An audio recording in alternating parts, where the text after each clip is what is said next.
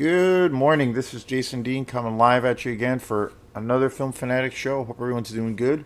It is Friday at about 10:15. Hope everyone is kind of enjoying this somewhat spring-like weather. It's uh it's been a pretty cool time here at Film Fanatic headquarters. I have I've been slowly working my way through a whole ton of new movies that I've gotten. A couple of trips up to Bull Moose. I did go to Goodwill. Haven't been there in a while. I typically go to the Goodwill in Rockland, Maine, which is about a half hour or so away from here. It's really great. I typically get a lot of the newer, well, more big budget Hollywood movies. Have a really good selection for Blu-rays as far as that goes. I try to I've been trying to shift a little bit on my purchases. I'm trying to focus on buying when I buy movies now. I'm trying to just buy more grindhouse movies and Blu-rays, just because although I still love the big budget Hollywood films and what have you, but I've just I don't know. I'm kind of lack. I'm losing the quality of storage for a lot of these movies. I need to kind of get a better setup. It's a little bit of a mess. I wanted to do a show on Film Fanatic where I'm like a little tour of my collection, but it's in kind of disarray right now. I'm kind of started running out of space for shelving, so I'm trying to figure that out, and I haven't really gotten to that part. So it's in a little bit of a chaotic state. But so I'm trying not to buy as many DVDs, even though I still love them. Trying to focus on buying more Blu-rays, and especially the more harder to find films like the Grindhouse movies. But I'm still buying them, and today is a continuation of Clint Eastwood movies. I got this really awesome package. I did a show on the first movie of this collection about 2 days ago, and that is Play Misty for Me. I bought this amazing collection of all of these Clint Eastwood movies. I'm a huge Clint Eastwood fan. I'm going to probably do a specialty show here on Film Fanatic about the career of Clint Eastwood. Where I'll talk about the two sides that he's most well known for, and the last 20 years or so, more so as a director. But I'll talk about, I'm thinking about putting it together a show on his, film career, the amazing time that he spent with Sergio Leone and the classic spaghetti western genre, and then also in the American action world in the 70s and in the 80s. And then the biggest part for me, the aspect of Clint Eastwood's career that I enjoy the most is his transition to becoming a director. And so I did a show. I bought this really cool collection of some of his movies that he's directed, but then also starred in. It's got 5 movies, and it was only $5. It's really good. It's a DVD collection. There's a few movies on here that I had not really seen before. So I did a show about 2 days ago on Play Misty for Me, which came out in '71, which was his debut as a film director, and it's an amazing film. So today I'm going to be doing another show on this collection, another movie that's included on this collection, and that movie is The Beguiled.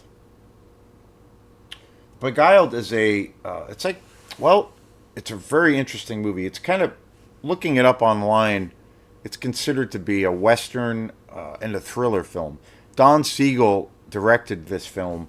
Don Siegel and Clint Eastwood had a long, long history together, where Don Siegel acted as a producer on a lot of Clint Eastwood's films, and then also played a pivotal role in kind of helping Clint Eastwood transition into this like director, a powerhouse of a director who's won. He's Clint Eastwood's won numerous Academy Awards. And so Don Siegel, as a producer, but then he also was a director, had a lot of faith in Clint Eastwood as a talent, and gave him, the key to or the keys to transition to making film and to act as a director. And his debut was Play Misty for Me. So this today's film is going to be about The Beguiled, which is a really awesome movie, and Don Siegel directed it, and it's a very interesting movie. The one of the things that I found that it's very cool about this collection. A lot of the time, for the most part, Clint Eastwood is regarded as you know a character that, well, his most popular roles were probably, well, at least for me, my favorite aspect of Clint Eastwood when he was strictly an actor was when he worked with Sergio Leone in all of the classic spaghetti westerns. And then he transitioned into a director after that and made a series of westerns on his own. High Plains Drifter, which is just an amazing film. I did a show on that a couple of months ago. And then also The Unforgiven, which might be my favorite western of all time, which he won the Academy Award. So he directed in and starred in a lot of his films, which is another thing that is very interesting about Clint Eastwood, where he has that ability to direct some masterful films, but then also star in the film, be the lead. And the complexities of that is kind of mind-boggling to me. How he was able or is able to pull that off, but extraordinary.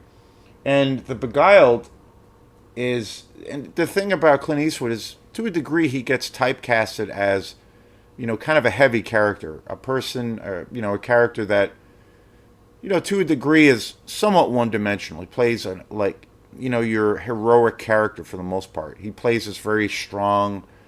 He's known for playing very strong, kind of, alpha male characters who kind of take control of the situation, and doesn't take any bullshit from anyone.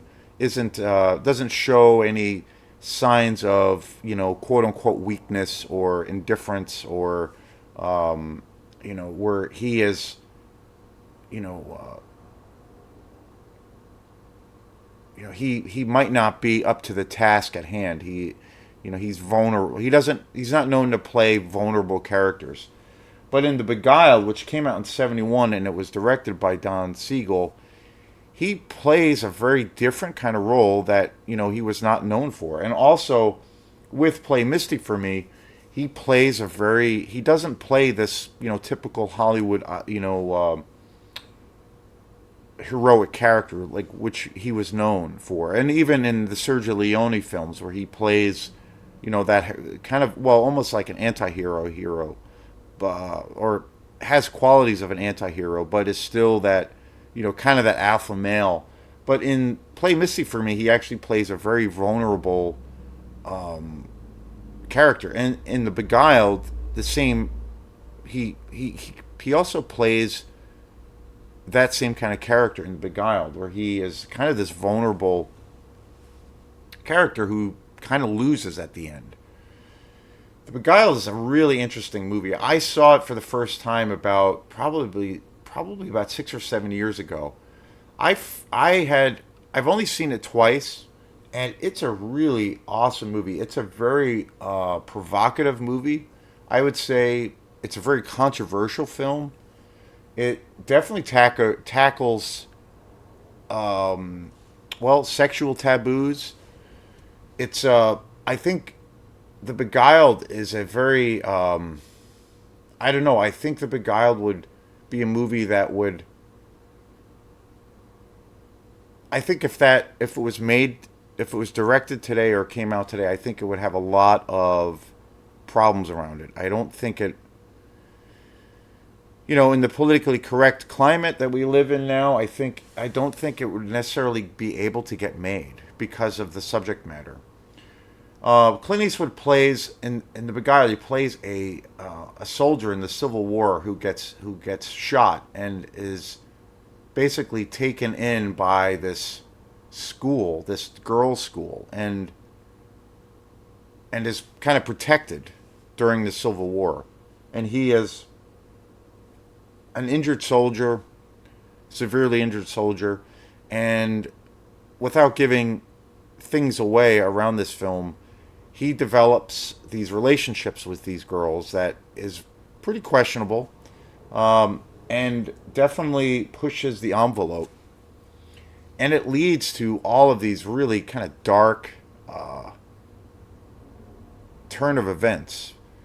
And he plays a very, Clint Eastwood's character is a very, like, again, a very, he's kind of this very manipulative person, but then you also have empathy towards him. And he's also incredibly vulnerable. It's a very dark film. There was a remake of The Beguiled that came out quite a few years ago that starred Nicole Kidman and Colin Farrell, which I had never seen before. And I had heard about this movie. I had seen it in the video stores. I had seen trailers for it, but I never saw it. And then, fast forward many, many years later, I was at Opera House Video, and I came across The Beguiled, and I was like, oh, that's that Nicole Kidman movie. But then I looked at it, and I realized, oh no, this stars Clint Eastwood, and it's much older, and it came out in 71, or I should say, what year did it come out? Yeah, it came out in 71. And then I realized that this Nicole Kidman version was actually a remake, and I was like, huh, I had no idea. So I rented it at Opera House Video. I believe they had just had it. They just had it come out in the shop. And so when I decided to rent it, the original, I was really surprised. I didn't know that The Beguiled was as old of a film as it is. It came out in 71, like I said. It was directed by Don Siegel. And again, like I said in the beginning of the show, it's a very different role that you don't see Clint Eastwood typically play in a lot of the films, So, in a lot of his films that he stars in. So, it's and it's a shocking. It's kind of a shocking movie. There's some scenes in it where it is, yeah, it's pretty shocking. And I remember it really. There were some aspects of this film, The Beguiled, that kind of got under my skin when I saw it. It has a really fantastic ending. The ending is great. I love. I think when you have a film that has a really great ending that kind of knocks it out of the park, even if it's The Beguiled, I would say is kind of a slow movie, and it's a little bit it's a psychological thriller, and it has this dreamlike, almost like a surrealistic quality. There's certain sequences. It deals with eroticism pretty heavily, and there are certain sequences that are very surrealistic, or they're dreamlike, if you will. And so it has almost a psychedelic quality to it. It's kind of interesting, and you typically don't see that too often in a film that is, you know, quote unquote, or at least it's labeled as a western, even though it's not. It has a western feel, but you definitely don't see it in that kind of. You don't see a You don't typically see a psychedelic element, or a surrealistic element necessarily infused in that kind of genre. And so it's very cool and very interesting. Of course, it came out in 71, so psychedelia was a big part of our culture.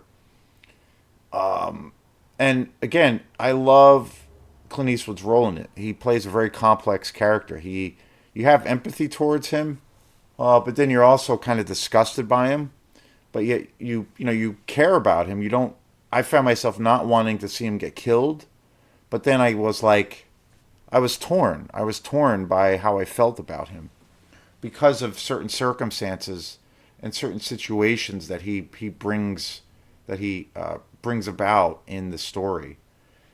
Very cool movie, and again, I don't think that this movie could get made today if it came out because of the subject matter. And so I don't ever hear the Beguiled really talked about either.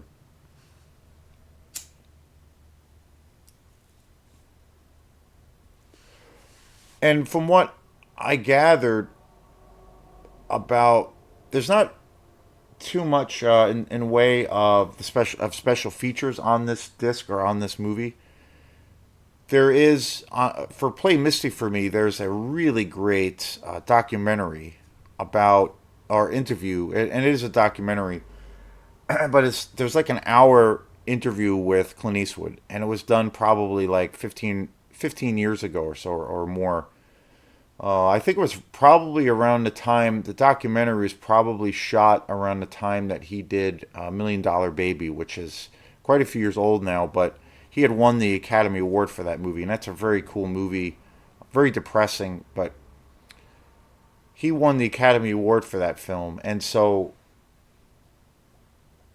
which he's won a few times. So this, I believe that the special features for in regards to him being interviewed and then other people that worked with Clint Eastwood, and it's especially around the focus is on Play Misty for me.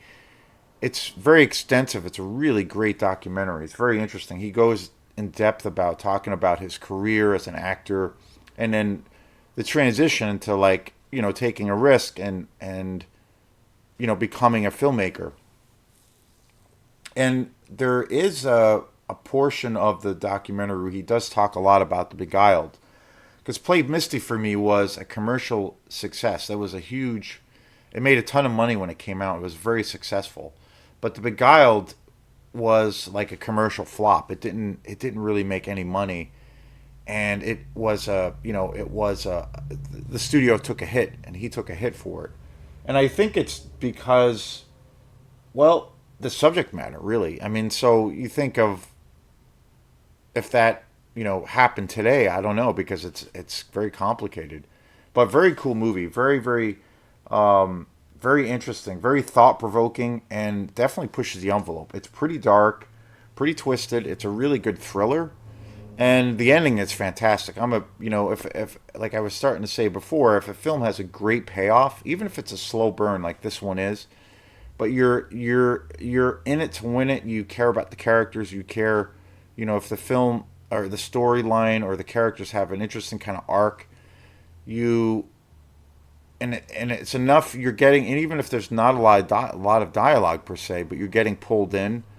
You're as a viewer, chances are you're going to be in for you're in for the ride. You're hooked, and this the Beguiled does a really great job of doing that. And again, it's a very slow paced film, very meticulous, but very cool, very suspenseful. Again, I think it has even though it's like more of an erotic thriller to a degree, it definitely has a huge Hitchcock influence. And Don Siegel is a really great director. Really surprised. There's a couple of other movies in this collection that I will be getting to next. That one that I know Don Siegel directed, and very very cool. So yeah, I definitely recommend seeing The Beguiled. It would be cool to get these movies on Blu-ray. If I come across them, I would definitely seek them out. The quality of these movies on with this DVD edition is really good. So I'm pretty happy with it. It was a virtually a steal to pick up this whole set and collection. Very, very cool movie. And a movie, The Beguiled is a movie, especially the original from 71, is a movie I never really hear talked about, but it's awesome. So thanks again, and we will see you next time. Peace.